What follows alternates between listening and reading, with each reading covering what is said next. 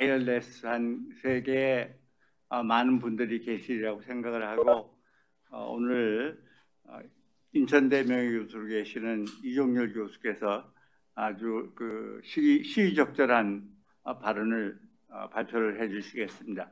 우리나라 같이 한국 같이 이렇게 좁은 땅에 많은 인구가 살고 결과적으로 지금 우리가 아마 세계 이 정도 인구가 있는 나라 규모의 국가로는 아마 제일 인구 밀도가 높은 나라입니다. 물론 우리보다 인구 밀도가 높은 데가 있는데 그건 조그만 나라고 큰 나라로 치면 우리가 제일 인구 밀도가 높은 그런 국가입니다.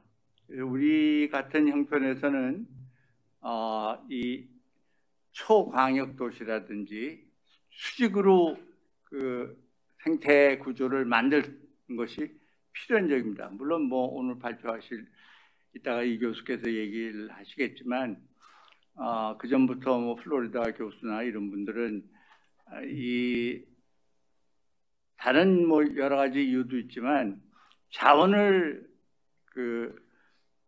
낭비하지 않고 세이브 안 되는 그런 이유 때문에 특히 환경 보호 차원에서 우리가 수직적으로 올라가는 생태 구조 이것이 필연적이라고 얘기를 하고 있는데 이게 또 우리는 정권 따라 이게 또 달라지는 것 같아요.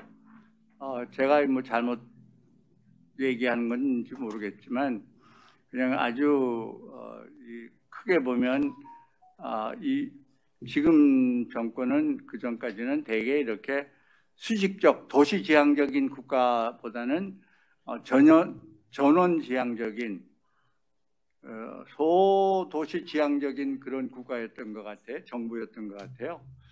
그런데 이제 이번에 새로운 정부는 앞으로 어떻게 될지 시간이 지나봐야 알겠습니다만은 지금까지 윤 당선자나 또 그 주위에 있는 분들이 얘기한 것으로 봐서는 과거의 그 패러다임을 버리고 새로운 패러다임, 지금 오늘 이 교수가 발표하려고 하는 그런 수직 지향적인 초현대 사회에 맞는 그런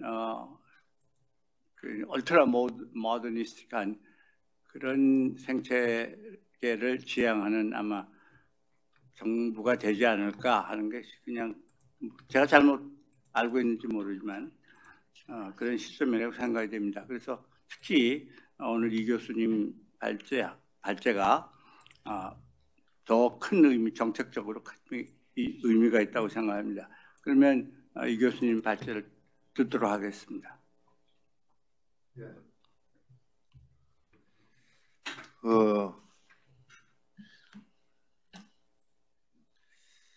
제가 이 장소에서 수업을 듣던 데가 우리 선생님한테 수업을 듣던 데가 그저께 같던데 참 감회가 새롭습니다.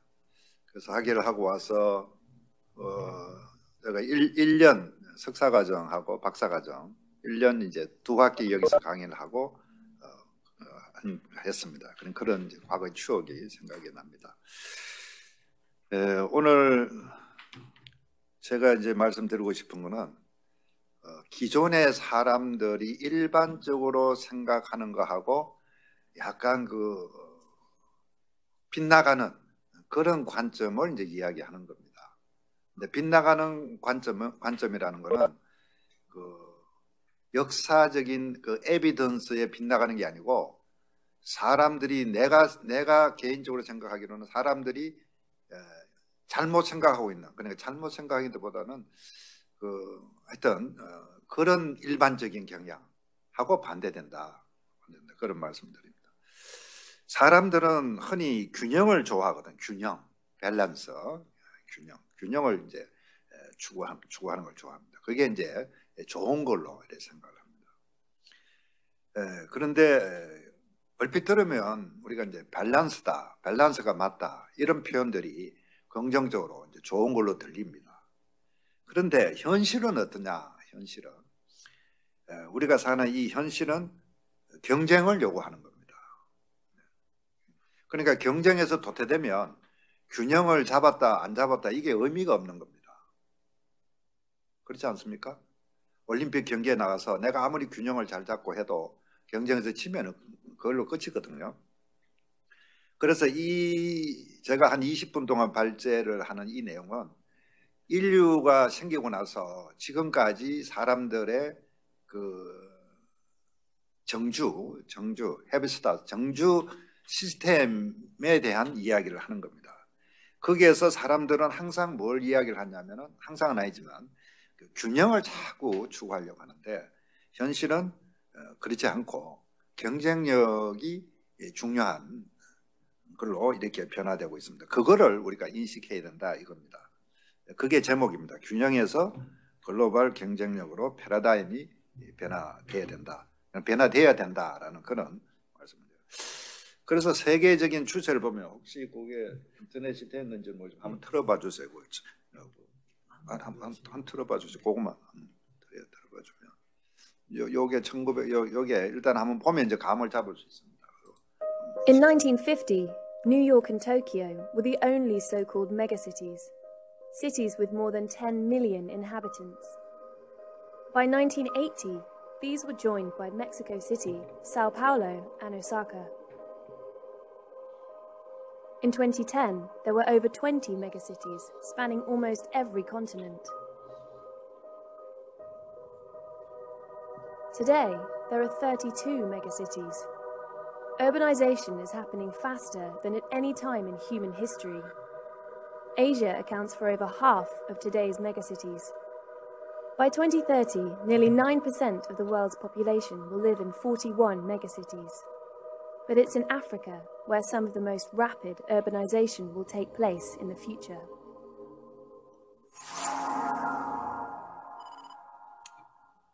예, 자, 요게 팩트입니다. 팩터.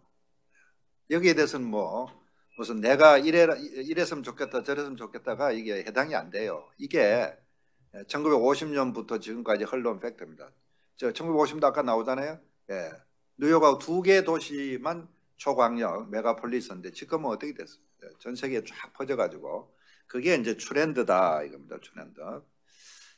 그래서 그 이제 그 사진을 보면, 저 슬라이드를 보면 그 이제 노랗게 되어 있지 않습니까? 이 노란 색깔 되어 있는 게 현재 인구가 집중돼서 살고 있다. 그러니까 지금 한 75억, 80억 정도 되잖아요. 75억, 80억 정도 되는데 이 75억 정도가 인구가 이 지구상에 편편하게 플랫하게 살고 있지 않습니다. 근데 우리 자꾸 사람들은 뭐냐면 플랫하게 살아야 좋은 것처럼 이야기하는데 한국 그렇지 않습니다. 우리 여기 관악에 서울에 이 사람들이 많이 가서 저 강원도 어디 양양에 가서 살거나 이렇게 해야 좋다. 그게 좋다고 말할 수 없어요. 그러니까 현실은 그렇지 않다고 보여주는 겁니다. 현실은 사람들이. 자기 개인적으로 그런 생각을 할지 모르지만 그게 현실이에요. 우리가 인류 역사를 우리가 몇 년 삼고 있습니까? 어떻든 역사 그러니까 역사 시대, 선사 시대 우리 두 개로 구분해 보면 기록이 있는 거를 이제 역사 시대를 그러지 않습니까? 역사 시대는 지금 약 한 7,000년 정도 됐는데 7,000년 역사에서요. 역사에서 사람들은 항상 모여 살았어요. 흩어지게 살지 않았어요. 우리 아까 1950년부터도 봤지만 그 이전도 마찬가지 경향입니다. 근데 자꾸 서울의 인구를 서울대학을 저 어디 가서 저 강원도 양양에 가서 뭐 만들어라, 속초 가서 만들어라. 그럼 서울대학이 좋아하겠어요? 교수님 좋아하세요? 여러분 그걸로 가겠어요? 안 간다 이겁니다. 그럼 왜 안 가느냐? 우리 그런 말 할 필요 없어요. 여러 가지 이유가 있거든. 안 가는데 자꾸 가라고. 그게 좋다고 그러면 그런 지도자는 이상한 지도자. 그래서 오늘 그런 점을 간단하게 보면서 이제 현실을 그러면 이제 세계 경제의 중심 초광역 도시입니다. 우리가 잘 아는 이제 몇 가지 이제 지금 시간이 상당히 제약돼서 제가 좀 어려움을 겪는데 제가 빨리 말하는 걸 좀 잘 못하거든요. 그래서 하여튼 최선대로 그 미국을 한번 봅시다. 예, 몇 개 예를 다 볼 수는 없고 이제 미국, 유럽, 아시아만 한번 보자 이거죠. 미국을 보면 저는 이제 뉴욕에서 좀 오래 살았지만 이제 보시와시라는 게 있습니다. 그 코리도 보스턴에서 뉴욕에서 와싱턴으로 이어지는 이 메가폴리스입니다. 대표적이죠. 중국은 삼각지대, 상하이에서 난징 항쪽으로 되는 그 메가폴리스. 영국 잉글랜드는요, 런던, 리즈, 맨체스터, 리버풀, 버밍엄 초강력 도시를 이루고 있습니다. 현실이다. 그래서 전 세계 초강력 도시 평균 인구 규모는요, 1,000만 명에서 5천만 명. 충칭에도 한번 가면 충칭시의 근교 충칭 메가폴리스 인구가요 한 5천만 4천만 명 돼요. 3, 4천. 거의 우리 한국 인구하고 비슷해. 도시 하나 메가폴리스가. 그래서 세계 40대 초강력 지역에서 제가 이제 예를 하나 들어보면 전 세계 혁신의 90%가 거기서 일어나고 있고요. 저희 속초에서 일어나지 않습니다. 혁신은 경제 활동의 67%요. 세계 인구는 18%를 차지하고 있습니다. 현실이 그렇습니다. 자, 그럼 미국 아까 제가 보시와시 회랑을 봤고요. 또 미국은 북부 캘리포니아, 그리고 남부 캘리포니아, 디트로이트에서 피츠버그, 남부 플로리다, 또 요즘 이제 핫하게 스팟으로 뜨는 이제 댈러스, 휴스턴, 샌안토니오, 텍사스 삼각지대 요즘 굉장히 이슈가 뜨고 있습니다. 요런 지역. 또 샌프란시스코 약 10개의 초강력 도시가 미국엔 존재하고 있습니다. 거기서 미국의 GDP가 거의 생산되지, 미국 국토가 넓어도요, 나머지 한 70%는 그냥 미국 국토에 국토 면적에 있다는 것 뿐이에요. 그래서 이제 보면 이제 쭉 자세히 나오고 이런 거 다 설명할 수는 없고 현재 그렇다는 겁니다. 미국에. 요 그림을 또 지도를 한번 보면 이제 눈으로 금방 식별할 수 있지 않습니까? 국토가 이렇게 넓어도 요 몇 개 지역에서 다 이루어지고 있다는 겁니다. 움직여지고 있다는 겁니다. 그러니까 이 사람들을 저 어디 여기 이런 데 강제로 이주를 시킨다는 얘기 할 수가 없어요. 그래서 여기도 이머징 메가 나오잖아요. 메가 리전 보면 쭉 그림 딱 이렇게 돼 있어요. 저 많은 국토 면적이 저렇게 집중돼 있다. 또 이제 그래프로 막대로 한번 그림을 한번 보면 그죠? 저 봉이 긴 게 그죠? 막대고 한번 보세요. 긴 게 뉴욕이 제일 길고 그다음에 캘리포니아로 돼 있는 거죠. 이렇게 돼 있습니다. 그다음에 또 다른 지도를 보면 여기 보시와시 해랑 대표적으로 그죠? 되어 있습니다. 보시고 그러면 이제 유럽을 한번 보면은 그럼 유럽은 어떨까? 미국의 자세한 내용은 제가 생략하도록 하겠습니다. 그거는 여러분들도 추가적으로 보시면 되고 시간이 제약되기 때문에 유럽도 마찬가지라는 겁니다. 유럽하고 차이점은 미국은 이제 메가폴리스지만 유럽은 이제 트랜스내셔널. 유럽은 우리가 염두에 둬야 되고 유럽은 이제 EU라 그러지 않습니까? EU. 그러니까 유럽은 하나의 연합체입니다. 그럼 미국 이렇게 생각하시면 여러분 기차 타면 유럽에 마음대로 돌아다니잖아요. 패스포트는 보여달라고 하지도 않잖아요. 그래 트랜스내셔널로 세계의 바나나. 제가 미국 가서 바나나 하니까 못 알아듣더라고. 그러니까 미국 사람 나중에 보니까 바나나 하니까 알아듣더라고. 바나나도 발음 못해가지고. 여기 블루 바나나. 미국 사람 없으니까 우리 한국 사람들 블루 바나나 있고, 그 다음에 골든 바나나, 그린 바나나. 요 세 개로 유럽도 EU도 요게 중심으로 EU가 움직여지고 있다. 유럽도. 근데 요거는 이제 트랜스내셔널이라고 말할 수가 있다. 그 자세한 거 보면 블루 바나나는 이제 서던 브리튼해서 이제 알프스로 그러니까 이제 미국, 프랑스, 이제 독일에 쭉 연결된 스위스, 이탈리까지 그죠? 골든 바나나는 이제 지중해 미디테리언 그 코스트로 스페인, 프랑스, 이탈리로 요 지역. 그리고 그린 바나나는 이제 폴란드 이제 동부로 이렇게 이제 되어 있습니다. 그다음에 이제 그림을 보면은 여기 이제 요 회색 이렇게 빛검증의 이제 핵심 지역이 있고요. 대도시 이권이 있고 이제 기타 도시들이 이렇게 방향을 한번 보세요. 방향은 화살표 굵은 방향은 이제 동유럽 개방에 따라서 신성장 방향이 있고, 그 점선은 이제 주변 지역으로 이렇게 되었습니다.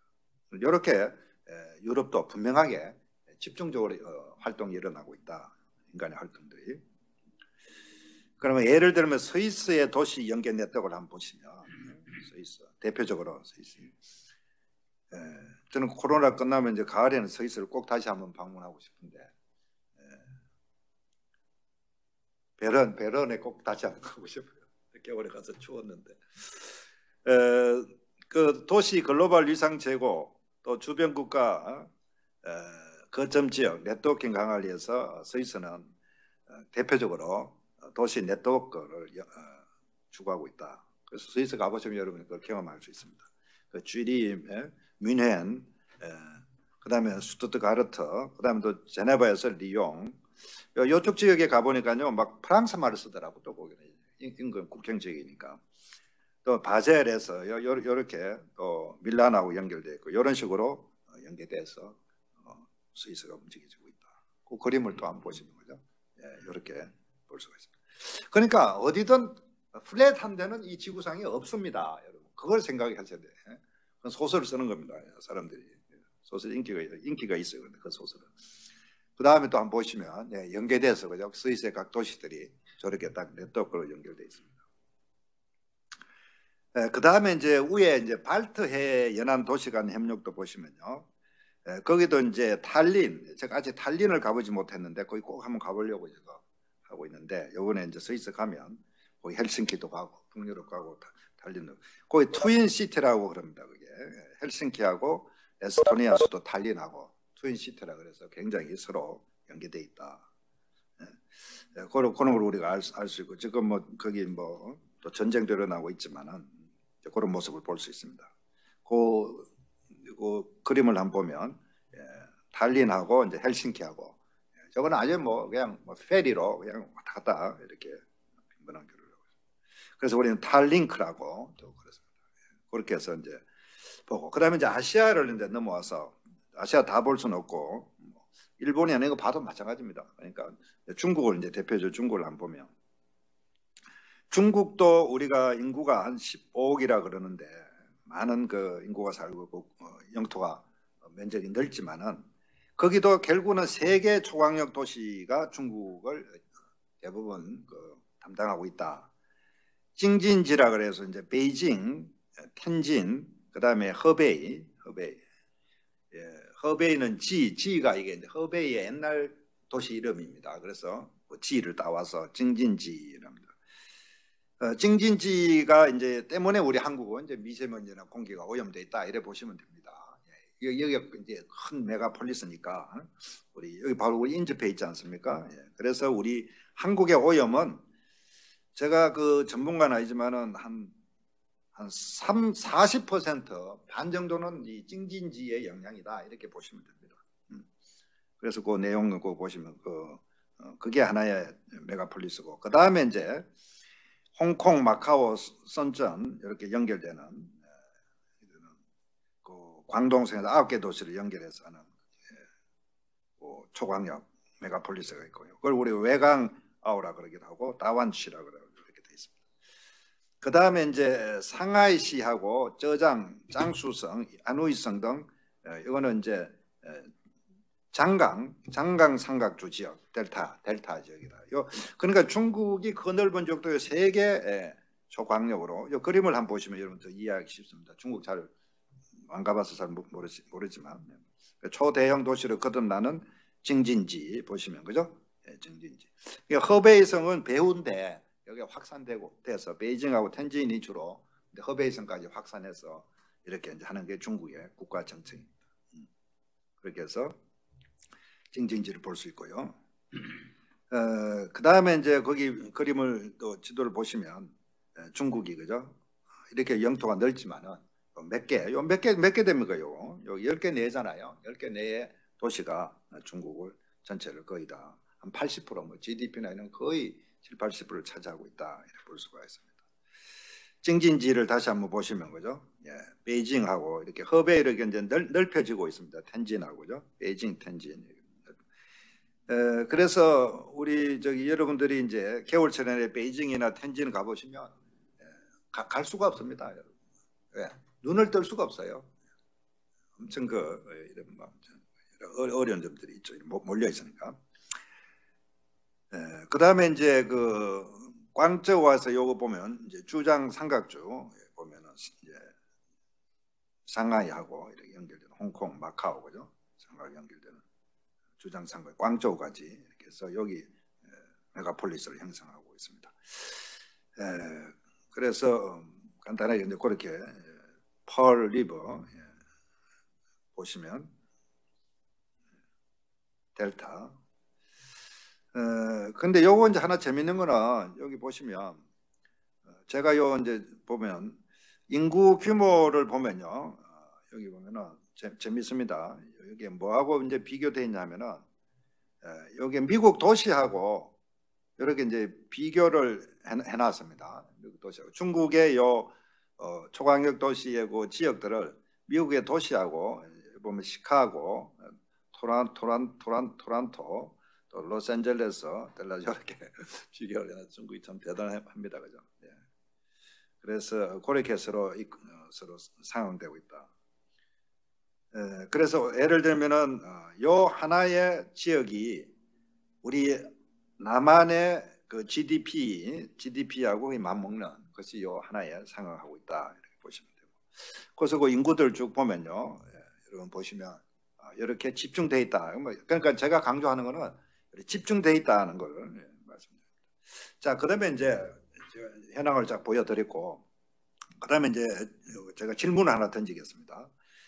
우리가 이제 정보통신이 그러면 계속 그러면 우리가 그 정보화 시대에 살고 있고, 그죠? 제3의 물결 누가 이야기했습니까? 제3의 물결. 네, 토플러, 엘빈 토플러라는 사람이. 그러면 우리가 정보통신 시대에 앞으로 발달하고 살면은 과연 초강력 도시 이 추세가 계속 지속될 수 있을까? 이런 질문을 해볼 수 있습니다. 해볼 수 있습니다. 근데 거기에 대해서 우리 저기 정호 선생님도 말씀하셨을 때 플로리다 교수가 쭉 그런 연구를 이제 좀 많이 해왔습니다. 해왔는데 그 연구 결과를 제가 하나 인용해서 여기 보시면 어떤 연구를 발표했냐면 플로리다 교수는 세계 40대 메가리전은 인구의 18%의 미만이지만 세계 이코노믹 액티비티의 66%를 담당하고 있고, 그 다음에 기술 과학 혁신의 85%가 여기서 일어나고 있다. 이런 연구 결과를 발표했습니다. 그래서 메가리전은 국가의 그러니까 그 경제 발전뿐만 아니라 경제 성장에도 그 중심 센트럴 롤을 하고 있다는 건데, 뭘 예를 들면 이제 인디아하고 차이나의 성장은 국가적인 현상뿐만 아니라 메가리전 현상으로 우리가 볼 수 있다. 이렇게 이제 이 사람 이야기를 하면서 그 던진 질문의 해답이 뭐냐면, 지리적으로 보면 또 입지적으로 보면은 경제 발전이 어떻게 되냐 하면은요, 일어나는 거 보면 정보통신이 발달하면은 이 산속에 가서도 와이파이가 터지니까 거기 가서도 일할 수 있고 해서 플랫 되지 않을까, 이렇게 여러분들도 아마 생각할 수도 있어요. 재택근무하고 다 이러면 뭐 공기 좋은데 저 속초에 가서 거기서 살면서 일하고, 그리고 여기 서울대 행정대학원 수업 올 필요 없잖아요. 안 오잖아요, 학생들. 속초 가서 그 해변가에서 그 산속에서 즐기면서 수업 들으면 되지. 그러면 플랫하게 될 거다. 근데 현실은 어떻게 되냐? 현실은 그렇지 않다. 더 집중됐다.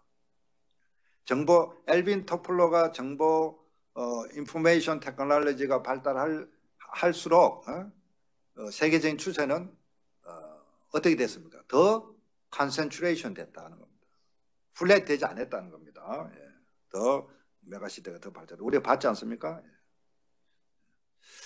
자, 그래서 정보통신이 발달되더라도 이 메가리전의 추세는 전환되지 않는다라는 그런 점이고요. 더 집중된다. 그럼 더 집중된다라는 거에 대한 또 연구는 많이 있습니다. 네, 그걸 다 이야기할 수. 왜 그러면 사람들이 우리가 그러면 저 공기 좋은 데서 거기서 다 일할 수 있는데 집중될 그건 또 이유가 있어요. 여러 학자들의 또 이유가 있는데 그런 것들을 여기 다 이야기할 수는 없습니다. 그렇습니다. 그 다음에 이제 또 하나는 그러면 초강력 도시가 요즘 우리가 이제 그 코비드-19 코로나 바이러스로 인해서 팬데믹이 왔잖아요. 이렇게 되면 사람들이 어떻게 될까? 사람들 없잖아요. 어떻게 될까요? 자, 그럼 과거를 한번 봅시다. 우리 이와 유사한 거는 우리 잘 알다시피 스페인 독감을 이야기하지 않습니까? 예, 스페인 독감. 거기 보면 1918년에서 19년 한 2년간 거죠. 우리 이 코로나도 이제 한 2년 좀 이제 2년 됐으니까 이제 조만간에 종식될 겁니다. 거의 뭐 종식된다는 거는 이제 약해져서 우리가 감당한다 이 말입니다. 그래서 스페인 독감도 여기 보시면 감염이 약 5억 명이 되고요. 이 5억 명은 지금 인구에 비해서는 많습니다. 그때 인구가 적었어요. 예, 인구가 적은 거에 비해서 사망자도 이렇게 생겼습니다. 치사율이 굉장히 높죠. 치사율이 굉장히 높습니다. 그래서 그때 전 세계가 난리 났는데 사진을 보면 미국 캔사스주 여기도 보면 오늘날 비슷하죠, 그죠? 병동이 없어서 이렇게. 그 1919년에 스페인 독감이 있을 때 일본 도쿄의 모습 보면 지금 오늘날 여러분 모습하고 똑같잖아요. 도쿄의 모습, 그 다음 사진 한번 보세요. 지금 여러분 모습하고 다른 게 뭐가 있어요? 다 여자들 다 마스크 쓰고 있는 거죠? 똑같습니다. 그렇습니다. 그래도 어떻게 됐습니까? 그래도 계속 이 전 세계적인 추세는 컨센트레이션이 됐다는 겁니다. 사람들 흩어지지 않는다는 겁니다. 그래서 제가 이제 초광역에는 장점이 뭔가를 몇 가지 언급을 하고, 초광역은요 사람들이 어떻게 생각하냐면 환경적으로 굉장히 나쁘다 이렇게 보통 말하는 사람이 많아요. 초광역. 그런데 실제로 연구에 의하면요, 여기 연구자들 중 나오지만 초광역은 굉장히 친환경적이다는 겁니다. 제가 저기 집이요, 송도 아파트가 있고 또 집 하나는 저 강화도에 있는데, 강화도 집은요 우리 집에 수도 넣고 전기 넣고 하려면요 어마어마하게 막 땅을 파헤쳐야 되고, 우리 집 한 집 때문에 우리 송도 우리 아파트는요 그냥 수도 꼭지만 틀면 돼요. 딱 연결이 다 돼 있어서. 그러니까 이 모여 사는 게 환경 파괴라 생각하지만 반드시 그렇지 않다는 겁니다. 더 에너지를 절약할 수 있다. 겨울에 추워도요, 나는 아파트에서는 난방을 잘 안 틀거든요. 왜냐하면 위아래층에 자꾸 틀기 때문에 안 틀어도 견딜만 하더라고. 근데 강화집에 살려면 엄청 틀어야 돼요. 그러니까 모여 사는 게 그렇게 에너지를 낭비하는 게 아니다. 이 연구도 있어요. 지금 여기다 깊은 연구도 있는데 내가 그냥 한 단어로만 가져왔습니다. 그리고 이제 장점이 뭐냐면 이 상호 교류입니다. 여러분들이 코비드 19 뭐 이렇게 아무리 하지만은 이렇게 리모트 돼 있으면요 절대 거기에는 학습하고 창조하고 혁신은 일어나기 어렵습니다. 그게 그러니까 앞으로 계속 우리가 컨센트레이션 될 수밖에 없는 겁니다. 다시 말씀드려, 과거 역사가 학습, 창조, 혁신은 다 모인 데서 일어나지 않았습니까? 저 어디 누굽니까? 스티브 잡스가 저 어디 산골에 가서 연구하는 건 아니거든요. 그런 데서는 학습, 창조, 혁신이 안 일어났어요. 그래 앞으로도 마찬가지입니다. 여러분들이 줌으로 이렇게 해가지고는 안 된다는 겁니다. 한계가 있다는 겁니다. 그걸 보여줬고요. 그래서 여러분 미국 하버드 대학 이번에 교수가 쓴 글 보면요, Triumph of the City, 도시 승리, 막 이렇게 번역하는데 이 책을 한번 읽어보세요. 제가 쭉 다 읽어봤는데 요 제목만 따왔어요. 우리의 가장 위대한 발명은 어떻게 우리를 더 부유하고 더 똑똑하고 더 친환경적이며 더 건강하고 더 행복하게 만드는지. 이게 도시라, 도시가 그랬다는 겁니다. 이 사람은 도시의 승리. 그래서 그 이유를 잠깐 이야기해 보면, 내가 그걸 다 압축해서 한 문장으로 했는데, 교육. 그러니까 교육은 이 인류 삶에 있어서요 이게 처음이자 끝이에요. 모든 거예요. 교육은 모든 걸 막 수천 수만 가지를 다 합쳐서 한 단어로 하면 압축하면 교육입니다. 플라톤도 이야기를 했잖아요. 교육. 여기서 이제 기술, 그 다음에 아이디어, 그 다음에 인재가 나오고요. 여러분도 지금 교육받고 있잖아요. 그러니까 지금 기술이 나오고 아이디어가 나오고 인재가 나오고 기업가 정신, 이런 인적 자본에 모여들게 하는 힘이 바로 뭐냐? 도시다는 도시. 모여야 된다는 겁니다. 그 점을 이야기했고. 그래서 저는 이제 패러다임이 우리가 균형을 자꾸 이야기하면 안 되고, 저는 그래서 클로즈에서 오픈으로 가야 되고, 디스조인티드에서 네트워크로 가야 되고, 클러스터로 가야 되고, 밸런스에서 제가 요게 핵심입니다. competitiveness, 경쟁력으로 가야 된다. 요게 이제 키워드입니다. 내셔널에서 전에서 내셔널로 가야 된다는 이런 파트너십을 제가 이야기하고요. 그래서 이제 정책 제안은 몇 가지 이제 메가 인더스트리얼 클러스터를 해야 되고, 그 다음에 이제 거기에 지배구조 기능을 메가 리전 지배구조 기능을 강화하고 인프라스트럭처, 글로벌 인프라스트럭처를 이제 확장해야 되고요. 왜냐면 메가를 이야기해야 되니까. 그 다음에 이제 메가 이코노믹 존을 글로벌라이징 해야 되고, 요게 전부 다 앞으로 뭐가 해당되냐면 한국에서 얘가 이제 인천이 나옵니다. 그 다음에 이제 거버넌스 시스템을 이제 구축해야 된다. 그래서 그게 한국에서 뭐냐면 제가 결론으로서 이야기를 마무리하겠습니다. 그게 인천이라는 겁니다. 한국의 역사에서 우리 선생님은 제 의견에 반대할지 모르겠지만 한국 근대의 한강의 기적입니다. 한강의 기적 없으면 여러분 지금 여기 학교 못 다닙니다. 예? 어떻게 해야 돼요? 여러분 지금 저 산에 가서 지금 나물 뜯고도 있어야 돼요. 우리 어릴 때 전부 다 우리 고모 누나 전부 다 우리 나물 뜯으러 왔거든 지금요. 왜냐하면 양식이 없어요 지금. 춘궁기거든요. 좀 있으면 이제 강꽃이 핍니다. 제일 1년에 어려울 때가 딸이 이제 친정에 왔는데 아버지가 밥을 못 주잖아요. 그러니까 딸한테 야, 너희 집에는 동네는 강꽃이야. 강꽃이 안 피냐 이래 물어요. 강꽃이 필 때가 제일 춘궁입니다. 여러분 나물 뜯으러 가야 돼요 지금. 양식이 없어. 내가. 예. 거기에서 배를 이제 채워준 게 한강의 기적입니다. 그래서 서울은 우리 역사상 누굽니까? 조선시대 수도 이전해서 역할을 다 했습니다. 이제 저는 다 했다고 봅니다. 그럼 서울은 이제 망해야 되냐? 그렇지 않습니다. 계속 역할을 하는데, 근데 서울이 중심 역할을 했는데, 이제 중심이 앞으로 한국이 초인류 국가로 이제 탑 10으로 들어가려면요. 그런 과거에 했던 서울의 역할을 이제 인천이 해야 된다고 생각합니다. 계속 서울이 그 역할을 하면 한국은 절대 그 탑 10에 들어갈 수 없다. 저는 이렇게 보고 있는 사람입니다. 저처럼 보고 있는 사람이 아마 없을 겁니다. 그 이유가 보면 이제는 글로벌 시대는요. 에어포트가 있어요. 에어포트. 포트가 중요합니다. 에어포트. 전에는 우리가 이제 뭐 자동차나 이렇게 할 때는 이제 서울역 가면 다 되잖아요. 모든 게 서울역에 다 종점이에요. 근데 이제는 뭐예요? 여러분 서울역 갑니까? 여러분 서울역 안 가요. 여러분. 어디 갑니까? 인천공항에 가 진짜. 인천공항에 오지 않습니까? 항구도요.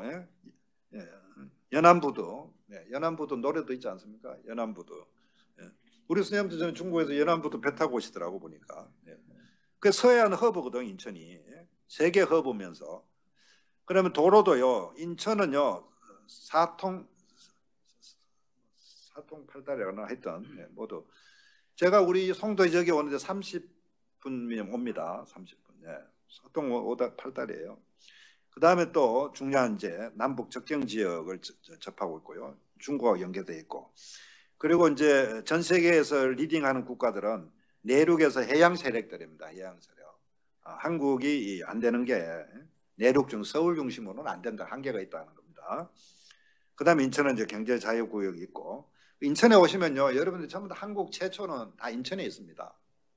제가 여러분 부평에 오면요. 한국의 뭐 팝송이나 이런 한국의 노래 있지 않습니까? 이런 것들이 여러분 우리는 송창식 이런 노래 좋아했는데 다 그게 부평 미군 부대를 해서 인천에서 시작된 겁니다. 여러분 그거 모르시죠? 가요 그거 한번 보세요. 한국 가요에서 음악도요. 네, 그렇습니다. 그래서 저는 앞으로 인천이 한국의 중심이 되면서 한국이 세계 탑 10으로 들어간다. 그런 주장을 하고 그런 일을 지금 하고 있습니다. 그래서 제가 뭐 간단하게 말씀드렸고 혹시 여러분도 토론할 때 제가 또 좀 추가적으로 말씀드려요. 감사합니다.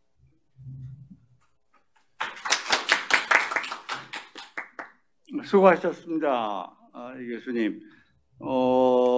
맨 마지막 부분은 인천대학의 명예교수시니까 당연히 그렇게 인천 광고를 하는 걸로 여러분들이 이해하시면 되겠습니다. 아마 뭐 인천 지금 거기 뭐 이게 사실은 한 15, 16년, 20년 전부터 느낀 건데 서울서 기차를 타고 그렇죠. 전철이 중간에는 이게 이제 지상에서 달리니까 옆에 풍경을 볼 수 있는데 보면 이게 아까 이 교수님이 얘기한 것처럼 메가시티인 것 같아요. 서울에서 인천 갈 때까지 주거지역, 공장, 상업지역이 끊임없이 연결되어 있습니다. 우리 어릴 때는 안 그랬어요. 우리 어릴 때는 서울서 그 송도 수영하러 갔거든요. 그럼 중간에 아무것도 없었어요. 지금 완전히 우리 생태가 바뀐 거죠. 아주 좋은 발표를 해줘서 고맙습니다. 그리고 우리 먼저 하 교수님께서 좀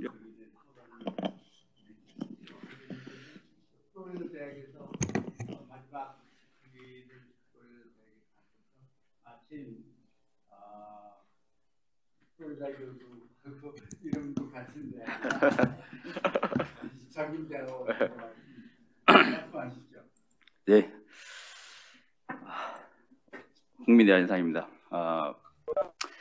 10년 된 것 같아요. 이 자리에서 제가 아마 토론을 그때 했던 기억이 나는데 오랜만에 또 이런 자리에 불러주셔가지고 감사하다는 말씀을 먼저 좀 드리고 싶습니다.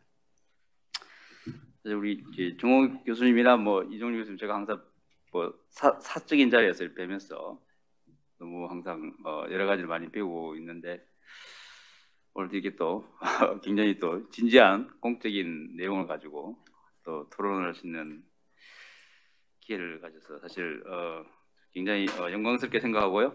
우리 이종률 교수님 언젠가 제가 본 적이 있는데 논문을 한 150편 정도 적으셨더라고요. 제가 깜짝 사실 놀랐습니다. 사실 정리를 하시고도 이런 것들을 계속 연구를 하고 계시고 사실 저는 이제 지방자치, 지방행정을 뭐 공부하는 사람이라서 이 부분에 대해서는 기존에 약간 좀 다른 생각을 가지고 있었어요. 그런데 현실에 대해서 굉장히 명쾌하게 또 분석을 해주시고 또 에비던스들을 가지고 이렇게 쭉 정리를 해주시니까 또 새롭게 한번 생각해 볼 수 있는 좋은 기회가 됐던 것 같습니다. 저는. 그리고 제가 생각하고 있는 게 뭐 또 여러 가지 연구들이 이걸 어떻게 우리가 생각해야 될 것인가 하는 것도 좀 저는 생각을 좀 했던 것 같습니다.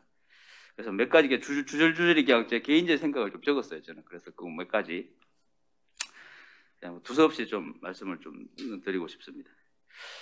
사실 이제 발표물을 보면서 우리가 현 정권에서 그렇죠. 이 균형 발전 얘기를 굉장히 많이 하잖아요. 사실은 정부는 또 그렇게 가야 된다고 얘기를 하고 또 굉장히 많은 어찌 보면 예산을 그런 쪽에 투입하고 정책을 하고 있는데 그런 것들에 대해서 우리가 한번 재점검해 볼 필요도 있겠다 하는 뭐 그런 생각도 조금은 했습니다. 사실은.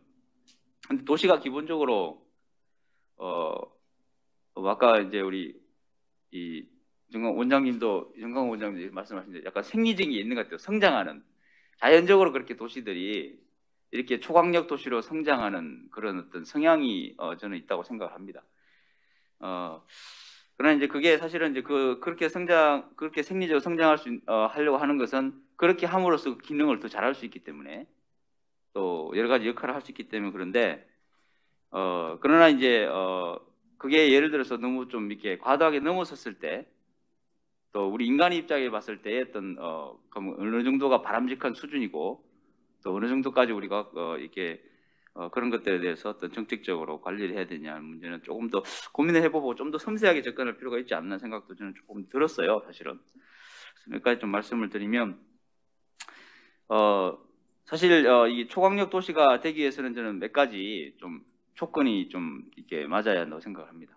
기본적으로 우리가 경제 교류는 이렇게 많이 일어나죠. 근데 경제 교류가 이제 일어나는데 보면 아시아에서는 보면 대부분이 아까 뭐 초강력 도시라는 게 국가 내에서 존재하는 것 같아요. 그리고 초강력 경제권도 거의 국가 내에서 존재하지 국가 간에는 존재하지 않는 것 같습니다. 근데 유럽에서는 사실 국가 간의 초강력 경제권이 사실은 존재하고 있거든요. 아까 보여주셨다시피. 근데 그렇게 되기 위해서는 몇 가지 조건이 좀 필요한 것 같은데 기본적으로 이제 경제적으로 활발하려면은 어떤 이 산업 간의 또는 도시 자체의 기능 간의 어떤 굉장히 이게 의존성이 커야만 이 경제 교류가 활발하게 일어나는데 그게 초강력 경제권이 되려면 적어도 그것뿐만 아니라 지리적으로 어느 정도 인접성이 좀 있어야 가능하지 않느냐. 지리적으로 인접성이 없는 경우는 거래 비용이 훨씬 높아지거든요. 초강력 경제권이 되기 위해서는. 오늘날 정보통신의 기술이 어느 정도 그걸 해결해주고 있긴 해요. 그러나 아직까지는 뭐 가속기 상황일 것 같다. 왜냐하면 물리적 이동이 같이 병행되지 않으면 경제활동은 쉽지 않은 상황이기 때문에. 그러나 이제 유럽 같은 경우는 아까 잠깐 말씀하셨는데 이제 EU라는 게 있기 때문에 약간 이런 어떤 뭐 지리적으로도 인접해 있는 곳에서 이제 국가 간에 일어나고 있지만 EU라는 어떤 좀 이제 이 정치 공동체적인 어떤 성향을 가진 그런 메커니즘이 깔려 있거든요, 기본적으로. 그래서 이제 정치적인 어떤 동질성 이것이 수반되지 않으면 사실은 이 광역 경제권, 초광역 경제권이 사실 쉽지 않을 수도 있겠다. 특히 우리 그래서 아시아 같은 경우는 뭐 중국이나 우리나라나 뭐 이 일본이나 이런 나라들 간에 지리적으로 약간 바다를 끼고 있어서 있지만 산업적으로는 의존도는 굉장히 크다고 생각하거든요. 다만 이제 그게 하나의 초강력 경제권으로 되기 쉽지 않은 게 정치적인 어떤 동질성 이런 면에서는 이미 어느 정도 좀 고착화된 어떤 약간 이질감이 존재하기 때문에 지리적으로도 약간 좀 이 인접성도 많이 떨어지고 그래서 사실은 어찌 보면 아시아에서 초강력 경제권이 형성되기도 좀 쉽지 않을 수도 있겠다. 좀 아무리 정보통신 기술이 많이 발전한다고 그래도 저는 개인적으로 생각합니다, 사실. 근데 이제 저는 개인적으로 이게 초강력 경제권이 진짜 초강력 도시가 되려면은 필요한 조건이 행정적으로도 약간 어떤 연계성이 일어나야 되거든요. 사실 우리가 현재 뭐 우리나라에서도 경북 지역, 충북, 충남 그리고 대전 이 지역을 엮어서 뭐 한반도 허리 경제권을 만든다고 막 얘기를 많이 하잖아요. 근데 거기서도 광역시도 간에 사실은 어떤 여러 가지 정책적 방향이나 목표가 달라서 잘 안 되는 것도 있더라고요. 근데 국가 간에서는 사실 더 어렵겠죠. 그래서 초강력 도시가 되려면 적어도 이제 지리적 어떤 정치적 또 산업적인 어떤 의존성이나 연계성이 있어야 되지만 그리고 이제 사실은 초강력 도시를 행정적인 연계성까지도 좀 감안이 돼야 되는데 그래서 유럽에서 저는 일어나는 어떤 이 국가 간에 있는 이 초강력 도시가 사실은 약간 어떤 경제권 수준, 초강력 경제권 수준에서 현재 지금 이루어졌다고 해석하는 게 좀 맞지 않을까? 행정적으로 사실 결합되기는 그리 쉽지 않은 상황이 아닐까 하는 저는 개인적으로 좀 진단을 좀 해봅니다, 사실은. 그럼에도 불구하고 이제 이런 초강력 경제권을 형성하면서 굉장히 확장하나 발전해가고 있는 게 현 상태라는 건 저도 사실 인정을 하고 그런 식으로 가고 있는 것 같아요, 사실은. 그래서 도시를 기반으로 국가 경쟁력을 키우고 있는 현실이 나타나고 있으니까. 그런데 그러면 거기에서 그게 경쟁력이 높아지는데 또 그렇게 함으로써 국가의 경쟁력을 높이고 있을 수 있는데 그걸 가면 계속 그렇게 가는 게 우리의 현재 입장에서 과연 그게 올바른 방향인가에 대해서는 약간 저는 또 다른 생각이 사실은 또 있습니다, 사실은. 왜냐하면 이제 여러 가지 이제 초강력 도시해야 될 강점도 말씀하셨지만 제가 뭐 아까 말씀드린 이게 초강력 도시가 되면 굉장히 비용 효율적인 측면으로 돌아갈 수 있죠. 왜냐하면 전기세도 훨씬 더 이게 인프라 구축 굉장히 돈이 세이브 되거든요, 많이.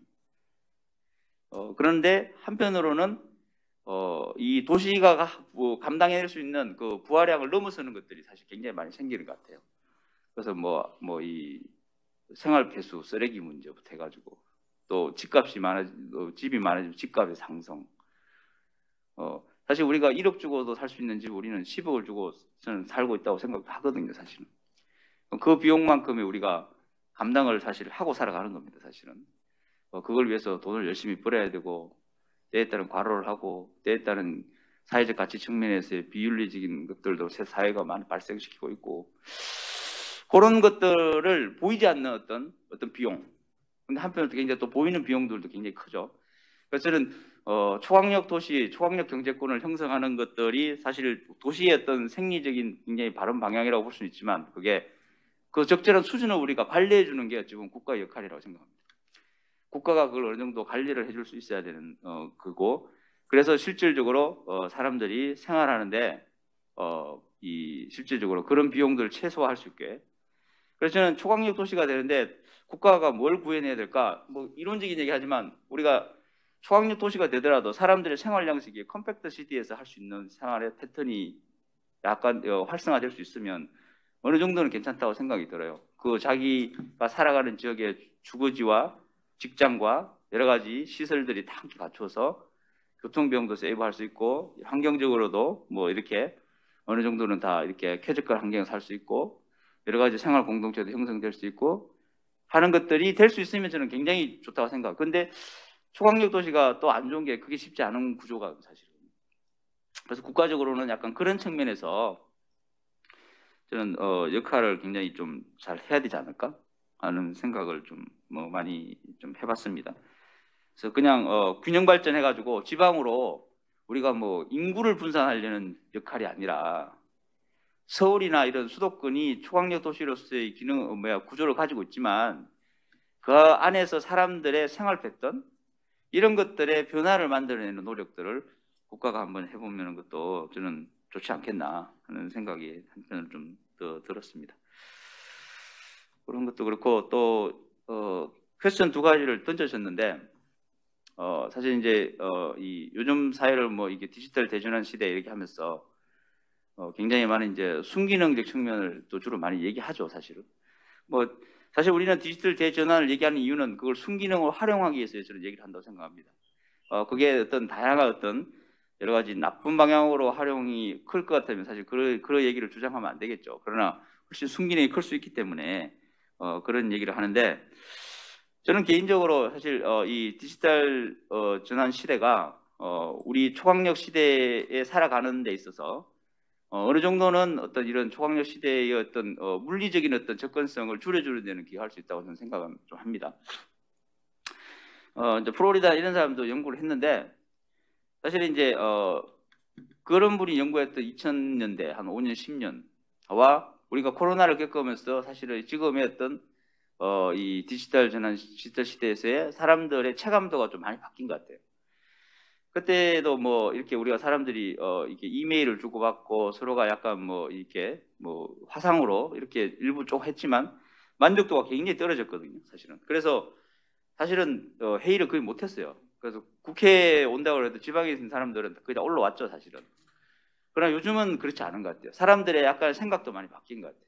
그냥 줌이나 이런 거 뭐 이거 회의를 하면은 어찌 보면 저도 사실 효율성이 더 높은 경우도 많거든요, 사실.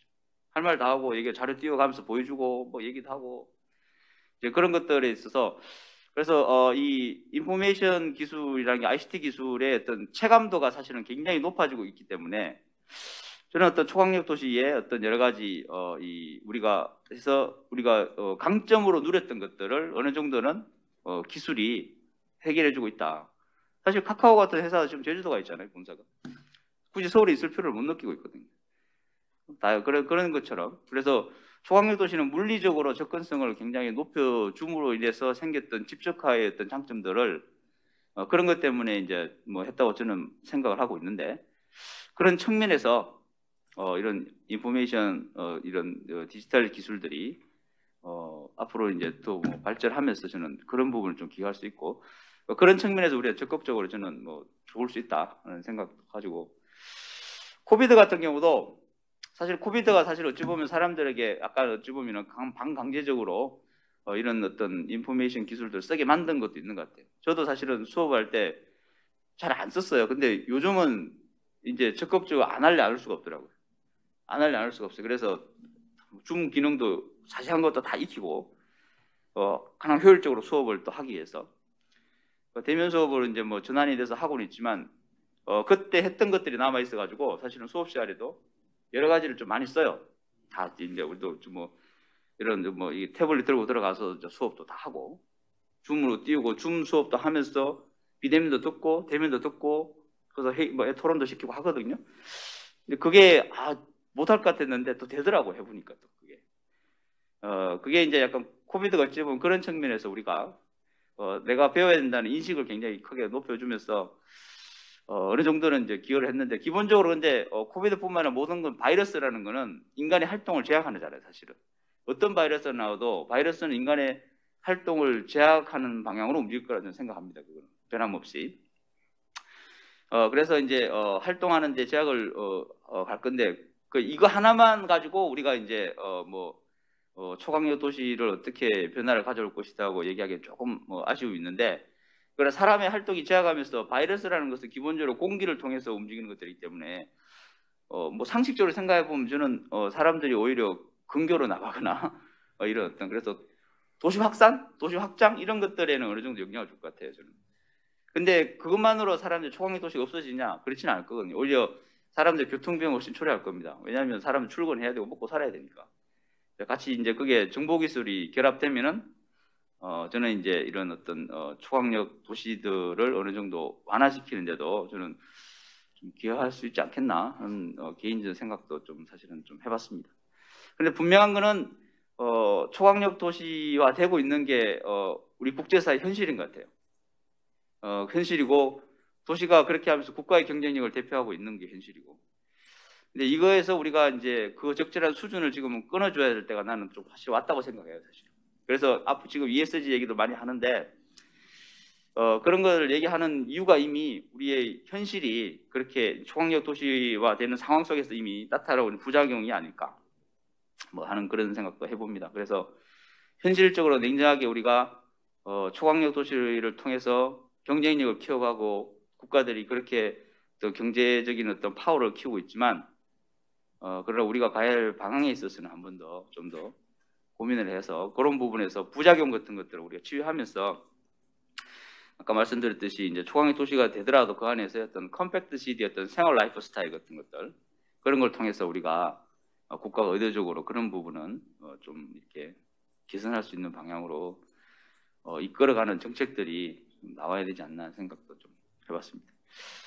하여튼 뭐 개인적으로 굉장히 많은 생각을 해볼 수 있는 기회였고요. 현실을 굉장히 명쾌하게 분석해준 어떤 우리 이종률 교수님 자료 보면서 많은 걸 배웠습니다. 두서없이 말씀드렸습니다. 네, 감사합니다. 예. 고맙습니다. 좋은 말씀 많이 질문 속에 또 표현이 안 된, 함이 된 의미를 많이 이게 켜졌다가 금세 꺼지는데 그래. 이제는 꺼진 것 같아. 우리가 시간이 이 방을 보니까 시계가 별로 없는 것 같은데 배터리가 죽었어. 그게 인프라스트럭처는 있는데 매니지하는 사람들이 조금 따르지 못하는 모양이네. 모든 게 다 완벽할 수는 없겠지 뭐. 그래서 한 10분 정도 남은 것 같은데 10여 분 동안 우선 여기 계신 분이라든지 또는 물론 인터넷으로 참여하시는 분들께서 질문이 있으시면 질문하시면 좋겠습니다.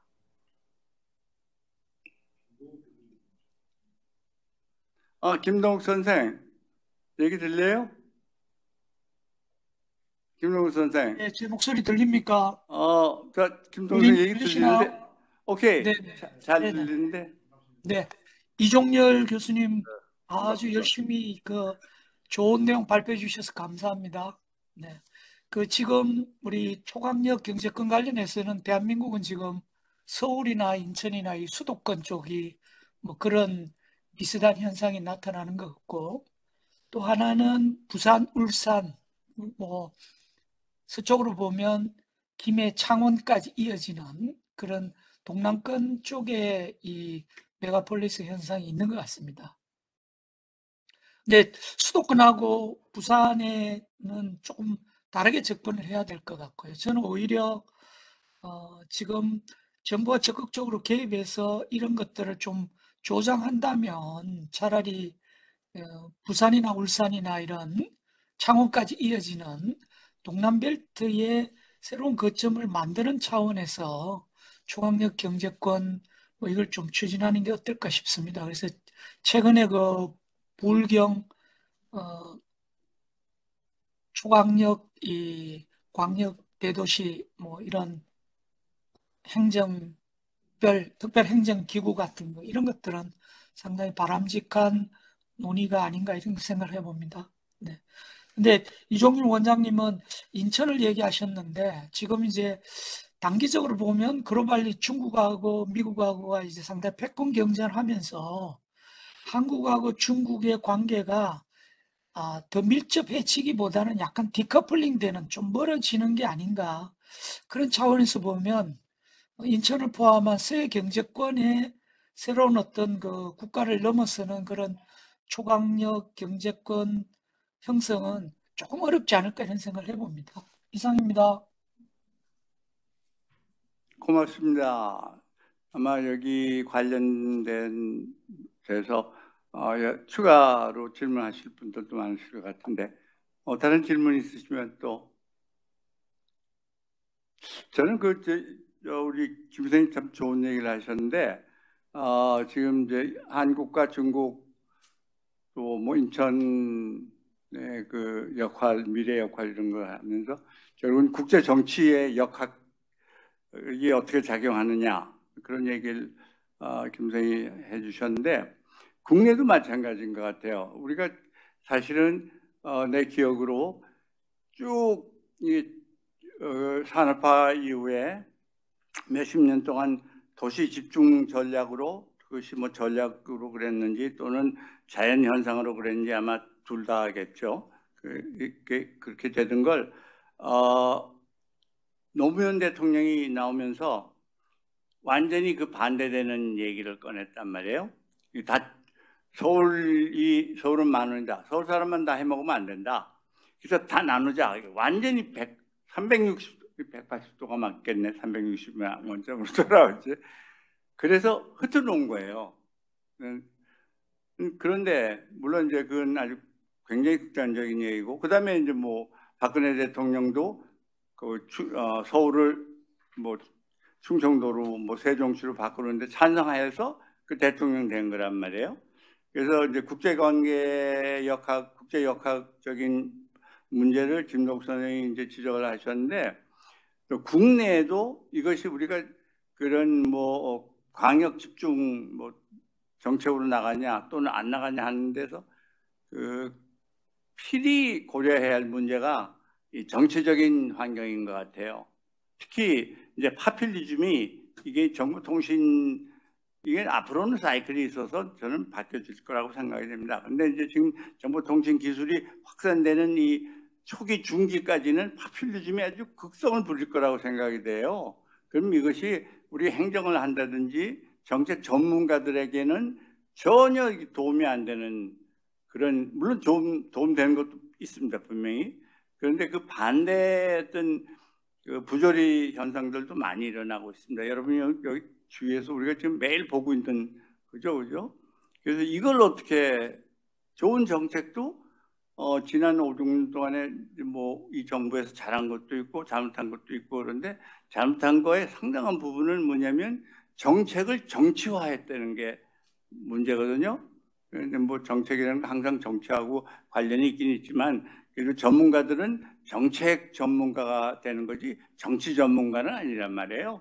근데 이것이 균형을 이루지 못하고 완전히 정치적인 고려가 정책적 고려를 억눌러 버리면서 생기는 부작용, 이런 것들 아마 나는 상당히 가슴 아프게 생각을 했는데, 그거 아마 우리 김 선생님이 좋은 지적을 하셨고, 또 아까 토론하신 분께서도 좋은 말씀을 하신 것 같습니다. 뭐 그거하고 관련해서 우리 김 선생님 뭐 한마디.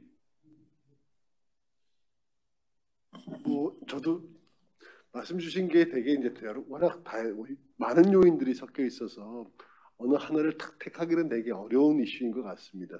우리가 지금까지의 어떤 큰 발전 과정을 보게 되면은 점점 도시의 발전을 통해서 또 점점 더 확대되어 가면서 커져온 것도 분명하고, 그 과정에서 뭐 힌트사이트라고 할까요? 뭔가 조금 놓치고 있는 부분도 분명히 있었던 것 같고, 왜냐면 그것이 지금까지의 모습이었고, 또 그것이 또 지금처럼 이 글로벌라이제이션이 되면서부터는 이제 국가 간의 어떤 트랜스내셔널이라고 하는 것에 대한 필요성도 우리가 또 동의를 하면서, 또 그 과정에서 또 새로운 힘의 역학관계 또는 갈등 문제가 또 결부가 되니까 어느 하나를 참택하기는 어렵겠다는 싶은데, 단지 그냥 만약 이종현 교수님께 한번 여쭤보고 싶은 거는, 지금 인천, 서울, 경기 지역이라고 하는 것을 하나의 이제 지금 현재도 이제 수도권이라는 이름으로 보통 이제 우리가 얘기를 하지 않습니까? 얘기를 했는데, 이것이 만약에 더 확대가 된다고 하는 얘기가 어떤 정도의 뭐 공간적으로나 또는 어떤 역할이라고 하는 차원에서 어떤 방향성을 말씀하시는 것인지가 조금 더 지금의 수도권이라고 하는 것을 조금은 더 공고히 하거나 더 확대되어야 된다는 이런 말씀, 내지는 수도권 안에서도 인천을 과 같이 기존에 했던 서울이 담당했던 역할에 일부가 뭐 좀 트랜스퍼가 돼야 된다는 그런 말씀이신지 그런 것은 좀 궁금하기도 하고 아까 또 김동욱 교수님 말씀하셨던 부울경 같은 경우도 그게 뭐를 지향하는 것일까라는 생각은 개인적으로는 가지고 있습니다. 그래서 그냥 이제 시간도 다 됐는데 한번 말씀을 좀 부탁드리겠습니다. 저기 잠깐만 대답하시기 전에 여기 우리 대학원 학생들 신참 새로 만드신 박사들 계신데 한 말씀 해주시죠. 나갈까? 이걸까?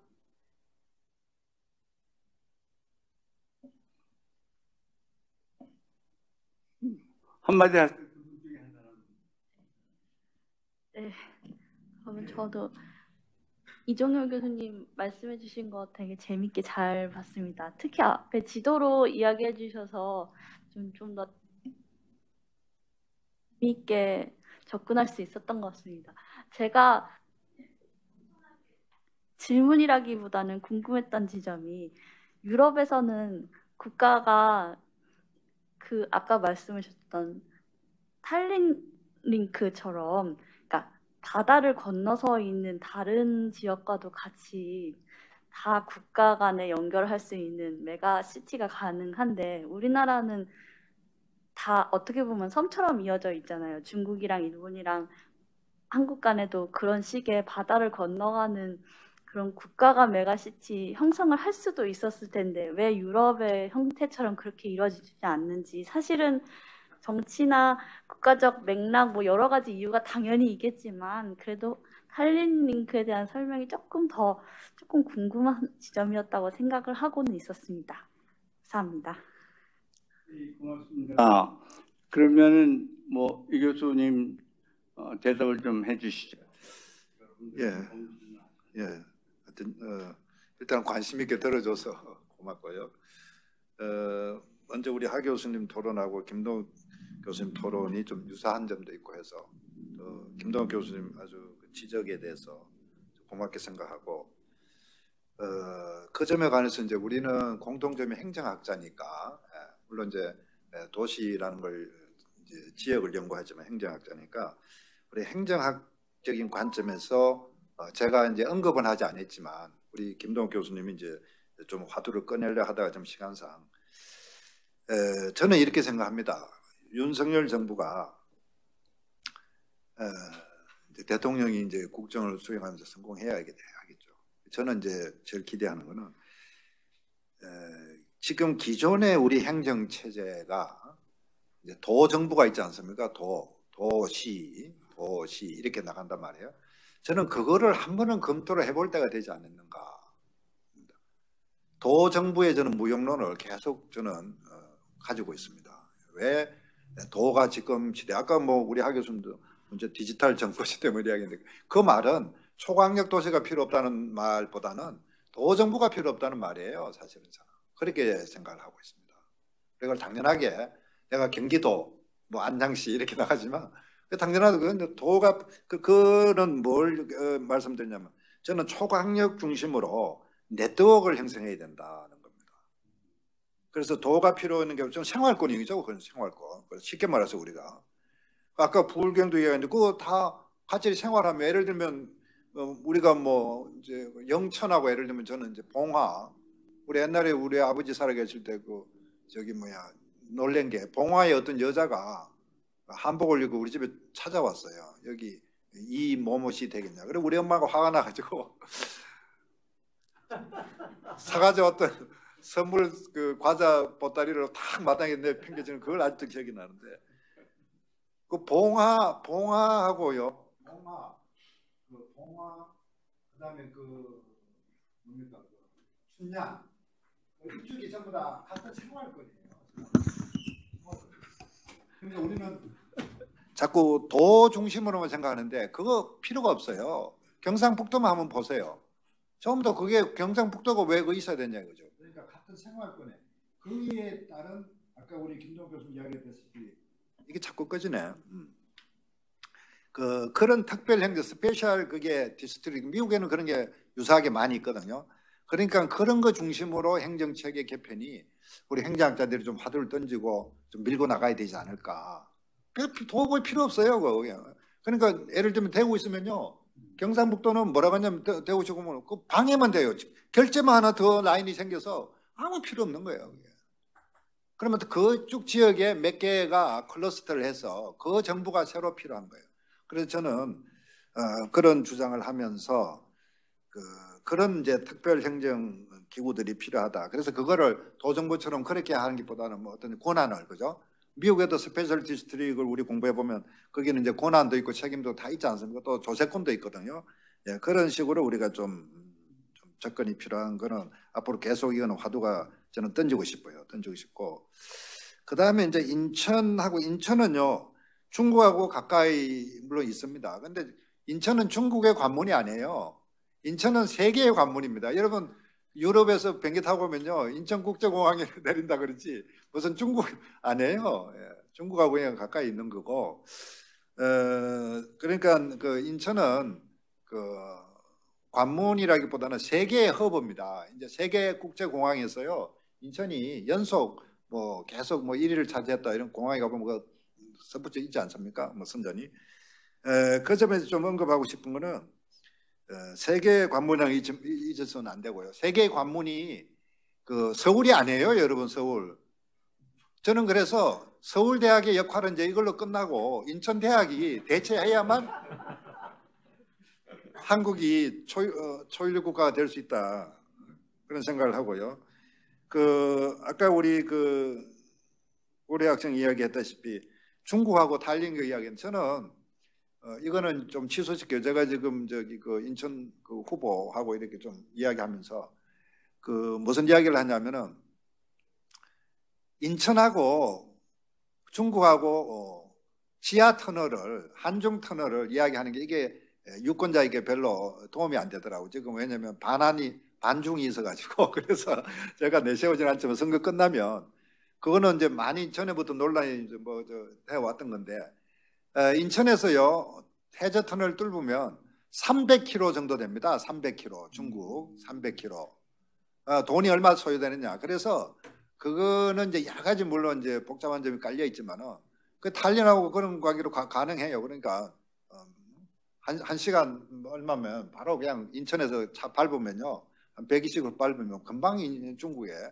이제 그런 거는 이제 앞으로 이제 숙제인데, 그것보다는 이제 페리 같은 거죠. 예, 이런 것들도 이제 또 우리가 생각을 해볼 수 있는 그런 또 화두가 있습니다. 지금 그것도 다 이야기를 할 수 없지만, 그리고 이제 수도권에서 아까 우리 금면석 교수님 이야기도 서울하고 인천 관계는 제가 분명하게 말씀드렸잖아요. 그 받아들이기 어려워하는 것 같은데, 서울의 역할은 이제 끝났다 이겁니다. 그 수도권에서 서울이 중심이었는데 그 중심은 이제 좀 끝났다 그러면 또 서울이 반발하니까 중심이 약간 인천으로 옮겨져야 되지 않을까. 인천은 한국의 근대화에서 서울의 종노릇을 했거든요. 주종 관계에서 종 관계에 있었습니다. 미안하지만. 네? 그렇잖아요. 배우도 싫어서. 그런데 이제는 인천이 중심이 돼야 된다. 저는 그런 이야기를 하고 있습니다. 그 이유는 아까 좀 이야기했다시피 또 말하면 길고요. 그래서 서울하고 인천이 주종 관계에서 거꾸로 바뀌어야 된다 그러면 또 반발하니까 약간 협력 관계로 나가야 되지 않을까. 협력 관계로. 아니 서울의 쓰레기를 지금 어디 버립니까 지금? 여러분 쓰레기 지금 이거 버리면 어디 와요? 다 인천으로 온다 이겁니다. 우리 받아줬잖아요. 주종 관계로. 인천에서 예를 들면 여러분 세계 가려면 인천으로 와야 되잖아요. 그래서 어쨌든 인천이 새로운 수도권에서 역할이 재조명돼야 된다. 그런 거는 이제 시대적인 상황이겠다.